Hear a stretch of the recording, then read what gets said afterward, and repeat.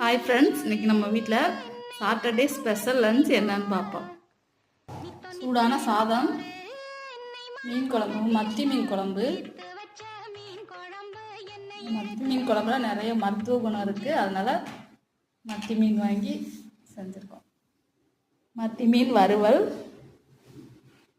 அரைக்கீரை கடையல். இந்த மீன் குழம்புக்கு இந்த கீரை கடையல் சூப்பர் மேட்சிங்காக இருக்கும்.